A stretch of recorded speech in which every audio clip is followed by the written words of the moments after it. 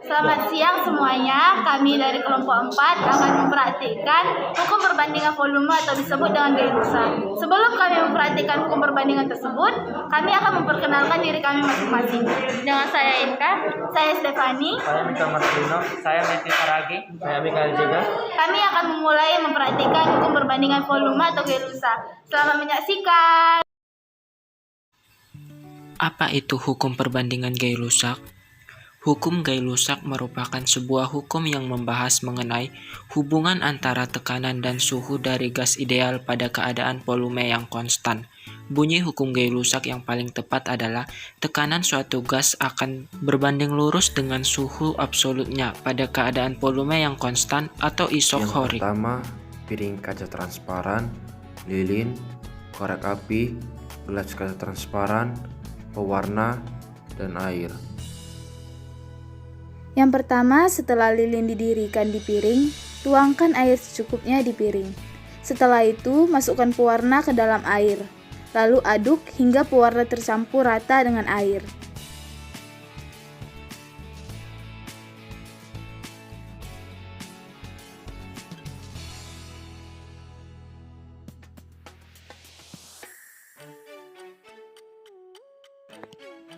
Setelah air tercampur rata dengan pewarna, hidupkanlah lilinnya.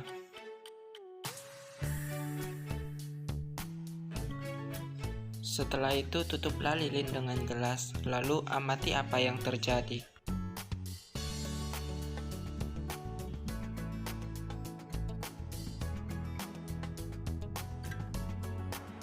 Pada saat lilin dinyalakan, lalu lilin ditutup dengan gelas kaca sehingga air yang ada di lilin itu naik setinggi 1 cm.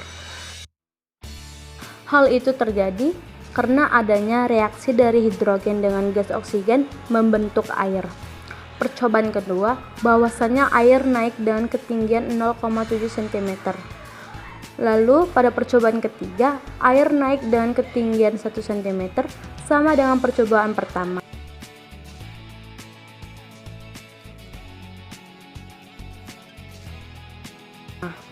Setelah percobaan ketiga, lanjut pada percobaan keempat, ketinggian airnya sama sekali tidak terjadi kenaikan. Dan pada percobaan terakhir atau percobaan kelima, air tersebut naik secara drastis dengan ketinggian 1,9 cm.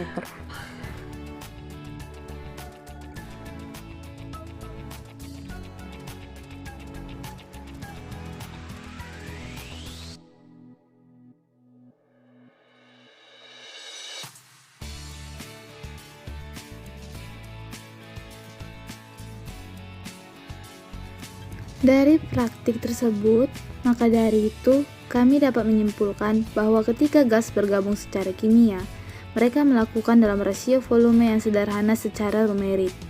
Hal itu terjadi karena adanya reaksi dari hidrogen dengan gas oksigen membentuk air.